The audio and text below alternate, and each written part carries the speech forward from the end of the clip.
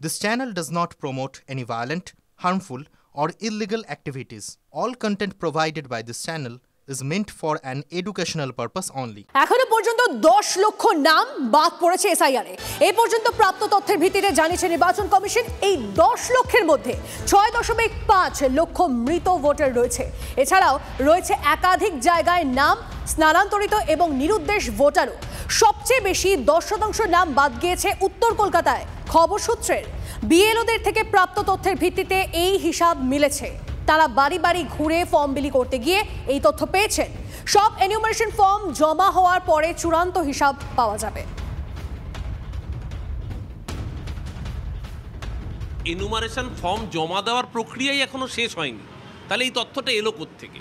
আর এই নির্বাচন কমিশন যে আদৌ বিশ্বাসযোগ্য নয় এবং বিজেপির দালাল, প্রতিটা পদক্ষেপে এরা প্রমাণ করেছে। কারণ বিহারে ভোট শেষ হয়ে যাওয়ার 48 ঘন্টা পরেও এরা ভোটের পার্সেন্টেজ বলতে পারে না। তারা বাংলায় এসআইআরের ফর্ম জমা দেওয়ার আগেই কত পার্সেন্ট নাম বাদ গেছে বলে দিচ্ছে, মানে রাম জন্মানোর আগেই রামায়ণ লেখা হয়ে যাচ্ছে। আসলে বিজেপি নির্বাচন কমিশনকে দিয়ে বৈধ ভোটারের নাম বাদ দিতে চায়। বিজেপি চায় নির্বাচন কমিশনকে সামনে রেখে ভোট চুরি করতে। নির্বাচন কমিশন বিজেপির ভোট চোরের হাতিয়ার। 10 লক্ষ নয়, 1 কোটির বেশি নাম বাদ যাবে, দাবি বিরোধী দলনেতা শুভেন্দু অধিকারী। যদিও রাজ্যে 100% এসআইআর হবে না বলে দাবি শুভেন্দুর। অন্য রাজ্যে প্রশাসন সাহায্য করলেও বাংলায় কমিশনের বিরোধিতা করছে রাজ্য সরকার, দাবি বিরোধী দলনেতার।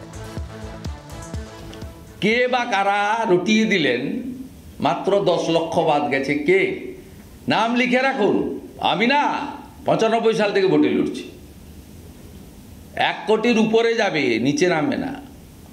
যদিও 100% এসআইআর এখানে হবে না, তারপরেও 1 কোটির উপরে যাবে। আর যদি 100% হতো সংখ্যাটা আরও একটু বাড়ত।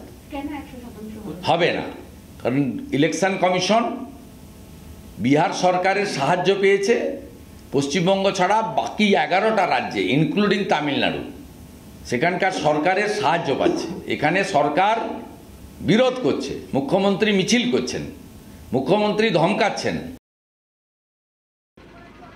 এসআইআরে 10 লক্ষ বলছেন, বিরোধী দলনেতা বলছে 1 কোটি, কেউ বলছে 1.5 কোটি। আগে লিস্টটা বেরোক, তারপরে বলবো। আমার নিজের নাম নেই তো, আমার নাম নেই। 2000 সালে আমি পৌর প্রতিনিধি, 2002 এর ভোটার লিস্টে আমার নাম নেই। পূরণ করা 400 ফর্ম জমা না দিয়ে নিজের কাছে রাখার অভিযোগ। মহেশতলার 16 নম্বর ওয়ার্ডের এক বিএলওকে শোকজ নির্বাচন কমিশনের। অসুস্থতার কথা বলে আচমকা এসআইআর এর কাজ না করার অভিযোগ। এই পরিস্থিতিতে বিএলওকে না পেয়ে বিপাকে মহেশতলা পুরসভার 16 নম্বর ওয়ার্ডের 17 নম্বর পার্টের বাসিন্দারা। সঠিক সময় ফর্ম জমা পড়বে তো, আশঙ্কা দানা বেঁধেছে তাদের মনে। এই প্রেক্ষাপটেই অভিযুক্ত বিএলওকে শোকজ করল নির্বাচন কমিশন। মহেশতলা পুরসভার 16 নম্বর ওয়ার্ডের 17 নম্বর পার্টে মানুষজন পড়েছেন বিপাকে। তার মূলত কারণ হচ্ছে বিএলও এখানে আসছে না। এমনকি ইলেকশন কমিশন থেকে বিএলওকেও কিন্তু শোকজ করা হয়েছে। এই মুহূর্তে যিনি কাজ করছেন তিনি কিন্তু ভারপ্রাপ্ত যে সুপারভাইজার, সেই সুপারভাইজার কাজ করছে। কারণ বলছে অসুস্থ আছে, বাড়ির লোক বলছে অসুস্থ আছে। উনি ফোনও ধরছে না, ফোন ধরছে মাঝে ফোন ধরছে, মাঝে ফোন ধরছে না। ফোন করছি, ফোনের কথা তো হচ্ছে, বলছে বাড়ির লোকই কথা বলছে, ওনার সঙ্গে কথা হচ্ছে না। প্রচুর অসুবিধা হচ্ছে। চাপ দেওয়াতে উনি কাজ করতে অস্বীকার করছেন, বলছে আমি পারবো না। তারপরের দিনে সকালে ফোন করতে বললেন উনি অসুস্থ হয়ে গেছেন, হসপিটালাইজ করতে হবে। আমি কাজটা ম্যানেজ করার জন্য বললাম, কিন্তু সেটা করেননি। সাধারণ মানুষ এসে ফিরত যাচ্ছে, তারা একটা আশঙ্কার মধ্যে রয়েছে। এই কাজ থেকেও রিজাইন দিয়েছেন বলেছেন, আর একেবারে কাজ করবেন না এরকম আর কি বলছেন। সুপোজ লেটার আপনি নিয়ে গেছিলেন, আপনার সঙ্গে দুর্ব্যবহার করেছেন। বিএলওর কাজের ব্যাপারে কথা বলতে এসেছি, তো উনি মানে কোনোভাবেই আমাদের পাত্তা দিলেন না। ইতিমধ্যেই কিন্তু ইলেকশন কমিশন থেকে এই বিএলওকে কিন্তু শোকজ করা হয়েছে এবং এই মুহূর্তে কিন্তু সেই সুপারভাইজার তিনি কিন্তু কাজ করছেন। এলাকার মানুষজনের বক্তব্য একটাই, যাতে সঠিক সময়ে ফর্ম জমা দেওয়া হয়, যাতে আপলোড করা যায়। কারণ সবাই কিন্তু চিন্তায় রয়েছে, নির্দিষ্ট সময়ের মধ্যে কিন্তু এই ফর্মগুলো জমা করতে হবে। মহেশতলা থেকে সৌভিক সরকার, TV9 বাংলা।